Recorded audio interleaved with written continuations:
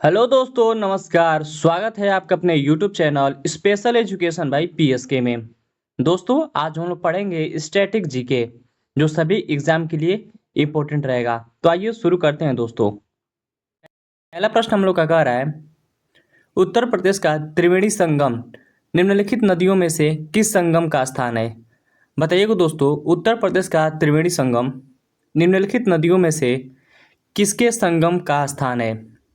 गंगा यमुना नर्मदा, गंगा यमुना सरस्वती, गंगा यमुना ताप्ती और गंगा यमुना सिंधु। दोस्तों, थोड़ा सा भी ध्यान देंगे तो आप पहचान लेंगे कि उत्तर प्रदेश की त्रिवेणी की बात कर रहे हैं। दोस्तों, उत्तर प्रदेश में कौन कौन सी नदियां हैं? गंगा है, यमुना है और सरस्वती है। तीनों नदियां मिलती हैं दोस्तों प्रयागराज में। ठीक है, तो त्रिवेणी संगम का स्थान कहाँ रहेगा? आपका प्रयागराज रहेगा। और कौन सी नदियां तीन रहेंगी? तो गंगा, यमुना और सरस्वती रहेंगी। इसलिए इसका राइट आंसर होता है ऑप्शन संख्या बी। आगे देख लेते हैं दोस्तों, प्रश्न संख्या दूसरा है। उससे पहले दोस्तों इसका फैक्ट देख लेते हैं। कह रहा है कि उत्तर प्रदेश का जिला प्रयागराज, जो इलाहाबाद नाम था, गंगा, यमुना और अदृश्य नदी सरस्वती का संगम पर स्थित है। ठीक है, चूंकि प्रयागराज में तीन नदियां आकर मिलती है, अतः इस स्थान को त्रिवेणी संगम के नाम से भी जाना जाता है।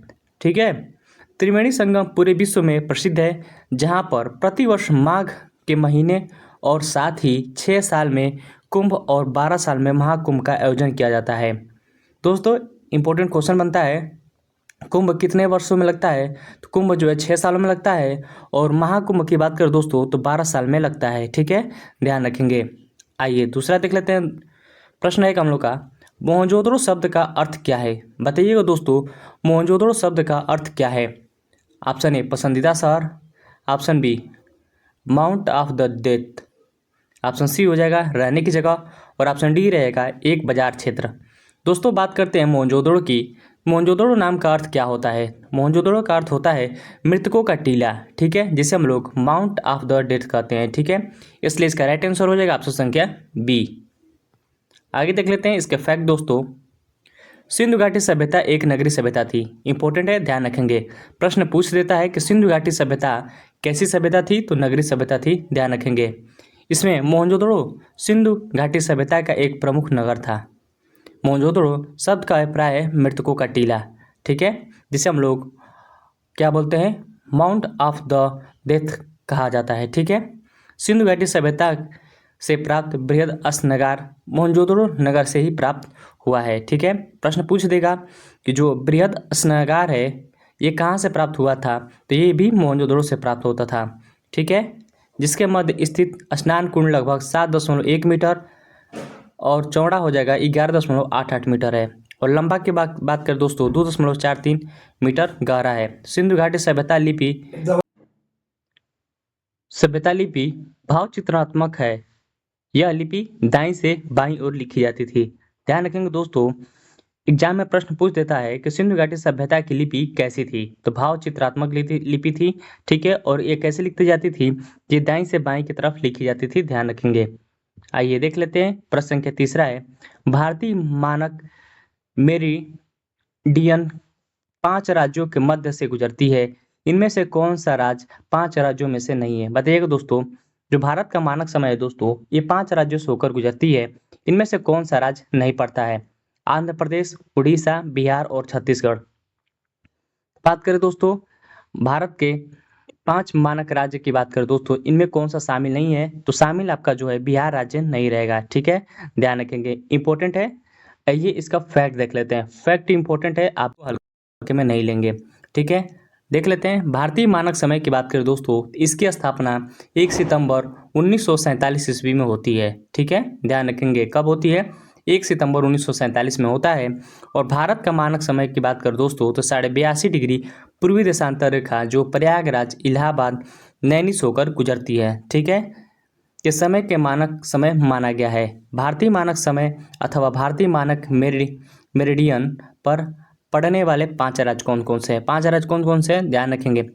पहला हो जाएगा उत्तर प्रदेश, उसके बाद आता है मध्य प्रदेश, आंध्र प्रदेश और छत्तीसगढ़ और उड़ीसा आता है। ये 5 राज्य हैं, पांचों इंपॉर्टेंट है, ध्यान रखेंगे। ठीक है, जिसमें हम लोग का ऑप्शन था बिहार नहीं था। आइए देख लेते हैं। अगला है, भारत के संविधान के किस संशोधन अधिनियम से पंचायती राज को एक संवैधानिक निकाय बनाया गया था? बताइएगा दोस्तों, पंचायती राज को एक संवैधानिक निकाय किस संविधान संशोधन से बनाया गया था? इसका राइट आंसर हो जाएगा दोस्तों ऑप्शन संख्या ए, 1992 का 73वां अधिनियम। ठीक है, 73वां संशोधन अधिनियम के तहत जो है पंचायती राज को एक संवैधानिक निकाय बनाया गया था, ध्यान रखेंगे। आइए इसका फैक्ट देख लेते हैं दोस्तों। भारतीय संविधान के 73वां संविधान संशोधन अधिनियम 1992 के अंतर्गत भारतीय संविधान का एक नया भाग जोड़ा, जो भाग 9 जोड़ा गया था। साथ ही अंतर्गत संविधान में 11 सूची जोड़ी गई थी। इस अधिनियम में पंचायती राज को अनुच्छेद 243 के तहत संवैधानिक दर्जा प्राप्त हो गया था। ठीक है, ध्यान रखेंगे। एक्ट 24 अप्रैल 1993 ईस्वी में इसकी स्थापना होती है और 24 अप्रैल को ही क्या मनाया जाता है? पंचायती राज दिवस मनाया जाता है, ध्यान रखेंगे। आइए आगे देख लेते हैं दोस्तों। प्रश्न संख्या 5वां है, अभिज्ञान शकुंतलम किताब के लेखक कौन है? बताइएगा दोस्तों, वेरी वेरी इंपॉर्टेंट प्रश्न है। प्रश्न ऐसे एग्जाम में बनते हैं। अभिज्ञान शकुंतलम की बात करें दोस्तों तो किसके द्वारा लिखा गया था? ऑप्शन ए, तुलसीदास, कालिदास, सूरदास और रायदास। बात करते हैं दोस्तों अभिज्ञान शकुंतलम की, इसकी रचना कालिदास जी के द्वारा लिखा गया था। ठीक है, ध्यान रखेंगे। तो इसका राइट आंसर हो जाएगा ऑप्शन संख्या आपका क्या हो जाएगा दोस्तों? अभिज्ञान शकुंतलम किसके द्वारा लिखा गया था, बताइएगा हमें। आगे देख लेते हैं दोस्तों। अभिज्ञान शकुंतलम की बात करें दोस्तों, देखिएगा इसका यहाँ पे ऑप्शन जो है थोड़ा सा ए की जगह पे ABC की जगह पे हो गया आपका सी, तो कोई बात नहीं। अभिज्ञान शकुंतलम के लेखक कौन है? तो कालिदास हो जाएगा, ध्यान रखेंगे। आगे देख लेते हैं। अगला प्रश्न हम लोग का रहेगा, देखिए यहाँ पे सही हो गया है। ठीक है, आगे देख लेते हैं। प्रश्न संख्या 6वां रहेगा, 10वें या आखिरी सिख गुरु कौन थे? बताइएगा दोस्तों, सिख गुरु की बात कर रहा है कि 10वें या आखिरी सिख गुरु कौन थे? अंगद गुरु थे कि गुरु तेग बहादुर से, गुरु नानक कि गुरु गोविंद सिंह जी? बात करते हैं दोस्तों सिख गुरु 10वें गुरु की बात करें दोस्तों, आपका राइट आंसर हो जाएगा ऑप्शन संख्या सी, गुरु गोविंद सिंह जी थे, ध्यान रखेंगे। गुरु गोविंद सिंह जी थे सिख धर्म के 10वें या अंतिम गुरु, गुरु गोविंद सिंह जी थे। आइए इसका फैक्ट देख लेते हैं। फैक्ट इंपॉर्टेंट रहेगा दोस्तों। सिख धर्म के 10 गुरु हुए जिनका नाम निम्न है। देखिए, पहले गुरुदेव का नाम पूछता है, पहले गुरु कौन थे? गुरु नानक देव। ठीक है, ध्यान रखेंगे। पहले कौन गुरु थे? गुरु नानक देव थे। और अंतिम रह गए या 10वें गुरु गोविंद सिंह जी थे। ठीक है, आखिरी गुरु गुरु गोविंद सिंह जी थे। इन्होंने 1799 ईस्वी में खालसा पंथ की स्थापना की थी। वेरी वेरी इंपॉर्टेंट है दोस्तों, प्रश्न यहाँ से बनता है, खालसा पंथ की स्थापना किसके द्वारा किया गया था? तो गुरु गोविंद सिंह जी के द्वारा किया गया था, जो सिख गुरु के 10वें या अंतिम गुरु थे। इसकी स्थापना 1799 ईस्वी में किया था। ठीक है, आगे देख लेते हैं। प्रश्न संख्या 7वां रह जाएगा आपका, आईने अकबरी किसने लिखा था? आईने अकबरी किसके द्वारा लिखा गया था? फैजी के द्वारा कि बीरबल के द्वारा कि अबू फजल के द्वारा कि मुल्ला दो पियाजा के द्वारा? बात करते हैं दोस्तों आईने अकबरी किसके द्वारा लिखा गया था? तो अबुल फजल के द्वारा लिखा गया था। इसका राइट आंसर हो जाएगा ऑप्शन संख्या सी। वेरी वेरी इंपॉर्टेंट प्रश्न है, ध्यान रखेंगे। आइए इसका फैक्ट देख लेते हैं। आईने अकबरी की बात करें दोस्तों तो अबू फजल के द्वारा लिखा गया है, जिसे हम लोग अकबरनामा का ही एक भाग है। ठीक है, आईने अकबरी किसका एक भाग है? अकबरनामा का एक भाग है, ध्यान रखेंगे।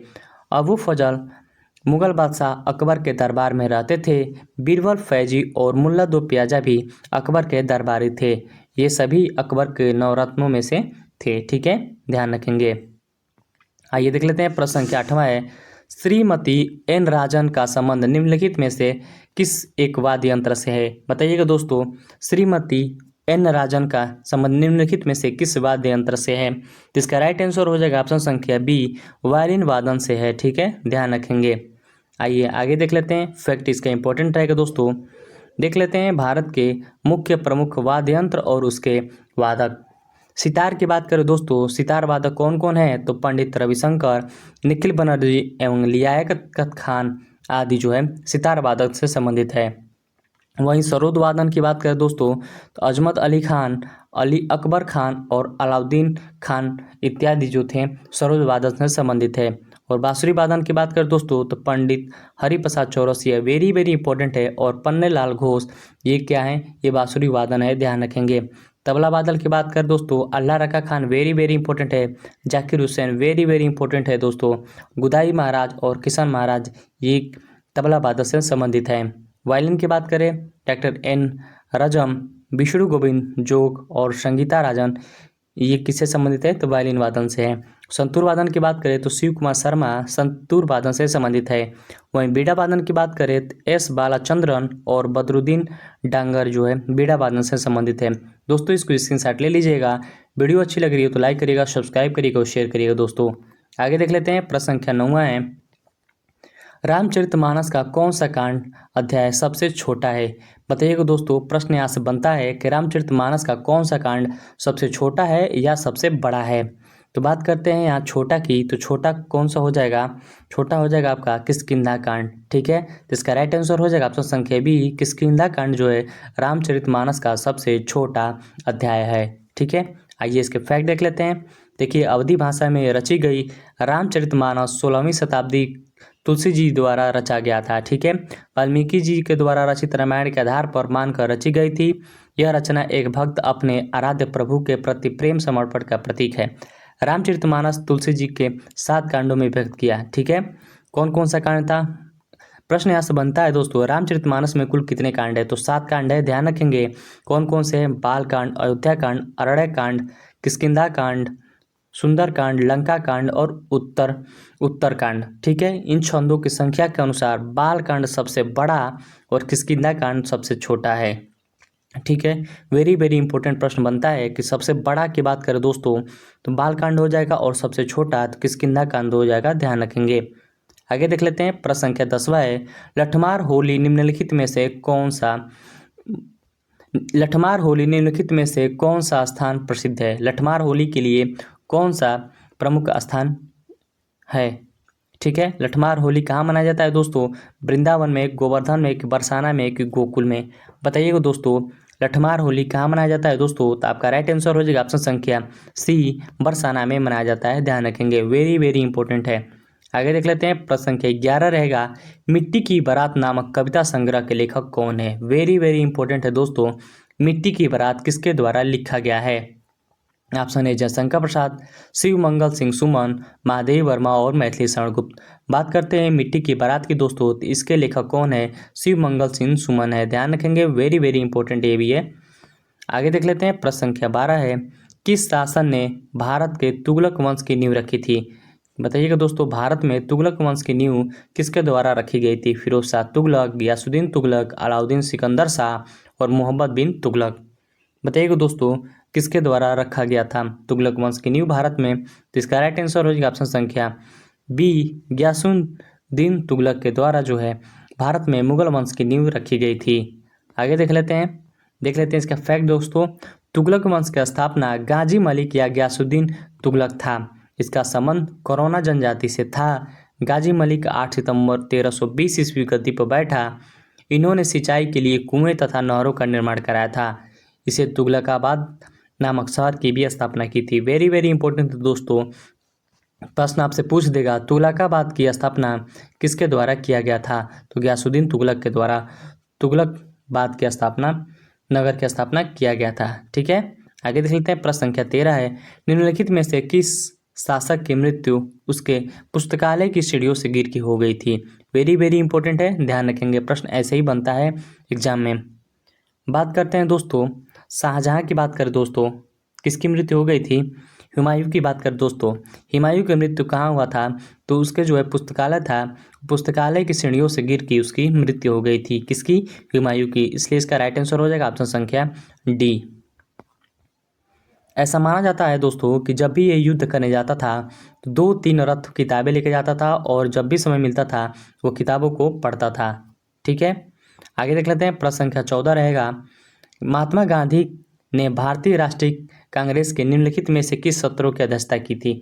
बताइएगा दोस्तों, महात्मा गांधी जो थे भारतीय राष्ट्रीय कांग्रेस के निम्नलिखित में से किस सत्र की अध्यक्षता किए थे?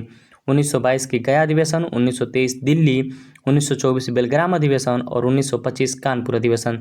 तो बात करते हैं दोस्तों, महात्मा गांधी मात्र एक जो है भारतीय राष्ट्रीय कांग्रेस का अधिवेशन में अध्यक्षता किए थे, वो कौन सा था? बेलगाम अधिवेशन 1924 का। इसलिए आपका राइट आंसर हो जाएगा ऑप्शन संख्या सी, 1924। आगे देख लेते हैं। भारतीय राष्ट्रीय कांग्रेस की स्थापना की बात करें तो किसके द्वारा किया गया था? ये ह्यूम के द्वारा किया गया था 28 दिसंबर 1985 ईस्वी को। भारत की सबसे बड़े राजनीतिक दलों में से एक थी भारतीय राष्ट्रीय कांग्रेस। इस अधिवेशन कांग्रेस का पहला अधिवेशन की बात करें दोस्तों 1985 ईस्वी में बम्बई में आयोजित किया गया था, जिसकी अध्यक्षता भूपेश चंद्र बनर्जी कर रहे थे। ठीक है, ध्यान रखेंगे इसको भी।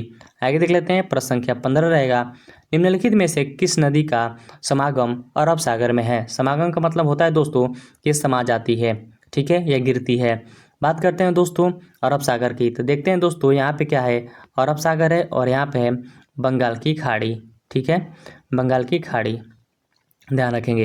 तो कह रहा है अरब सागर में गिरने वाली नदी कौन सी है, तो देखिए गोदावरी हो गया, कृष्णा हो गया या कावेरी हो गया, ये जो है बंगाल की खाड़ी में गिरती है। और एकमात्र नदी बच गई नर्मदा, नर्मदा जो है अरब सागर में गिरती है। ठीक है, इसलिए इसका राइट आंसर हो जाएगा ऑप्शन संख्या ए, नर्मदा नदी। ठीक है, ध्यान रखेंगे दोस्तों। ये हम लोगों का स्टैटिक जीके का प्रश्न था। दोस्तों वीडियो अच्छी लगी हो तो लाइक करिएगा, सब्सक्राइब करिएगा और शेयर करिएगा। बहुत बहुत धन्यवाद।